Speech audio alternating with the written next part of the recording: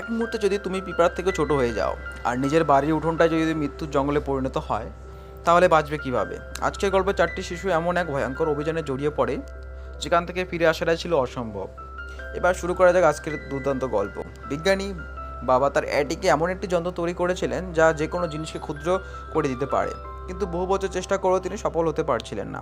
একদিন পাশের বাড়ির ছেলে বেসবল খেলতে গিয়ে ভুলবশত বলটি সেই যন্ত্রে আঘাত করে। এতে যন্ত্রটি সক্রিয় হয়ে যায় এবং বাড়ির ভেতর থাকা কয়েকজন শিশুকে অজান্তেই অত ছোট আকারে পরিণত করে দেয়। ছোট হয়ে যাওয়া শিশুদের মধ্যে ছিল বিজ্ঞানীর ছেলে নিক, তার বোন অ্যামি এবং প্রতিবেশী থমসনের 2 ছেলে। তারা বাবার সাহায্য পাওয়ার আগেই আবর্জনার সঙ্গে বাড়ির পেছনে উঠোনে ফেলে দেওয়া হয়। তাদের কাছে সাধারণ ঘাসের বাগানে বিশাল এক জঙ্গলে পরিণত হয়। একটি শিশুর বিন্দু যেন বিশাল জলাধার, আর একটি পোকামাকড় যেন ভয়ঙ্কর দানব। বাড়ি ফেরার উদ্দেশ্যে তারা যাত্রা শুরু করে। পথে কুকুরের প্রস্রাব তাদের কাছে নদীর মতো মনে হয়। ঘাসের বন পেরোতে হয়, মৌমাছি পিঠে চড়ে বিপদে পড়ে, আবার নানা বাধার সম্মুখীন হয়।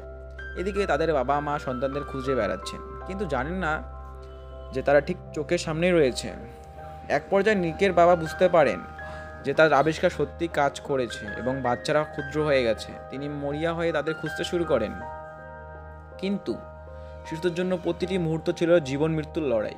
পানির ফোঁটা বোমার মতো আঘাত করে, কাদার গর্তে ডুবে যাওয়ার উপক্রম হয়, আর প্রতিটি পোকামাকড় হয়ে ওঠে ভয়ঙ্কর শত্রু। পরে তারা একটি পিঁপড়ার সঙ্গে বন্ধুত্ব করে। সেই পিঁপড়া তাদের বাহন ও রক্ষক হয়ে ওঠে, কিন্তু এক ভয়ঙ্কর বিচ্ছুদের সঙ্গে যুদ্ধে পিঁপড়াটি সাহসিকতার সঙ্গে লড়াই করে প্রাণ হারায়।